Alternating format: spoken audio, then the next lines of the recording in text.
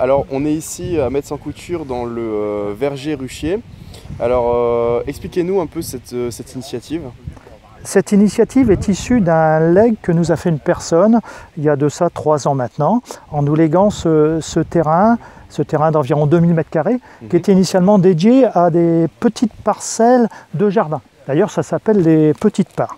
Et la commune, à la tête de ces 2000 m², a cherché à lui trouver une utilité et une utilisation surtout. Et en même temps, il y avait cette opération TEPCV qui arrivait au niveau de la com. Donc l'idée nous est venue de créer un verger.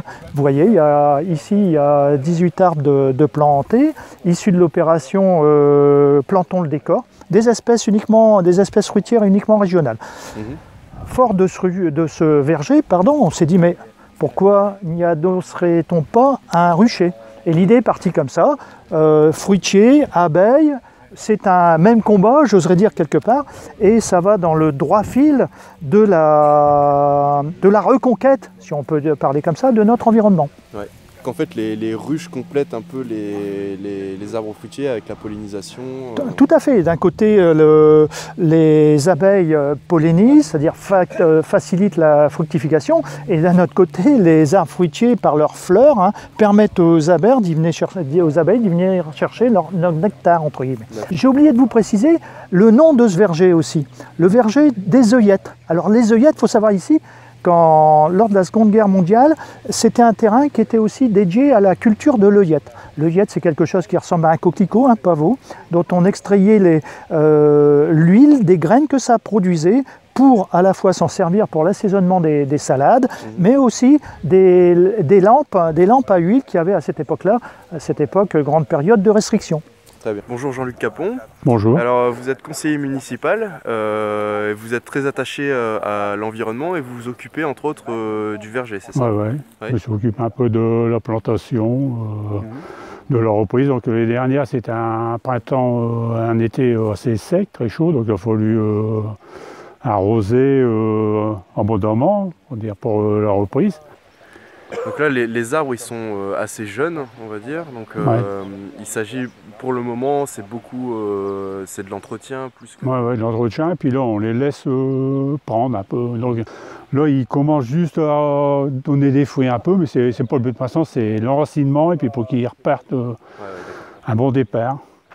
Bonjour Francis. Bonjour. Bonjour Patrice. Bonjour. Bonjour Jean-Luc. Bonjour. Alors, vous vous occupez de la partie ruchier du verger des œillettes. Alors expliquez-nous un petit peu votre rôle ici. Notre rôle, c'est dans un premier temps, on a bâti ce rucher, on a confectionné et fait aménager les ruches, peint les ruches, mis en cadre. Et dans un deuxième temps, on a récupéré et racheté des essaims à Jean-Luc. Nous avons enruché les essaims et au bout de 2-3 semaines, on a commencé à faire une visite des cadres et des ruches qu'on peut apercevoir là derrière. D'accord. Donc ça fait 1 an et demi, 2 ans que... 1 an. 1 an. 1 an qu'on a commencé à mettre les ruches, mais on s'était pris un peu tardivement pour avoir des essaims. Et donc on a préféré attendre pour repartir de bon pied, si on peut dire, à partir du mois d'avril, mai, début mai. C'est à peu près ça. Début mai qu'on a livré les essaims, ouais. Voilà. Donc, moi je suis venu apiculteur depuis 6 ans, quoi. J'ai un ami qui est vraiment apiculteur, qui m'a formé un petit peu. Bon après, il faut oser un peu beaucoup de choses dans l'apiculture, donc il faut quand même avoir de bonnes connaissances par rapport à un apiculteur. Mais le mieux, comme je dis à tous les gens qui veulent se lancer un petit peu en apiculture, c'est de connaître déjà un apiculteur pour aller sur le terrain, quoi. L'école est bien, mais bon, ça ne donnera pas le fond de la ruche, quoi. Et du coup, là, il y a combien d'abeilles il y a dans ce... Dans une colonie, il y a en moyenne 50 000 abeilles. D'accord. 50 000 abeilles dans une colonie. 50, 60 000, tout dépend de la grosseur de la colonie, quoi. Et donc la vie dans une ruche comme ça, c'est la même que la vie dans une ruche naturelle, on va dire? Ah, c'est la même vie, c'est le même, c'est le même cycle, hein, c'est le même,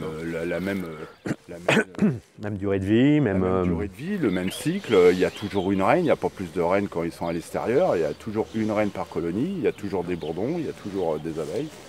Et il y a toujours le couvain, il y aura toujours une production de miel, même si elle est dans un arbre. Si elle est dans un creux d'un arbre ou dans des solives de plafond, elle est toujours là pour emmagasiner et puis rentrer du miel, quoi.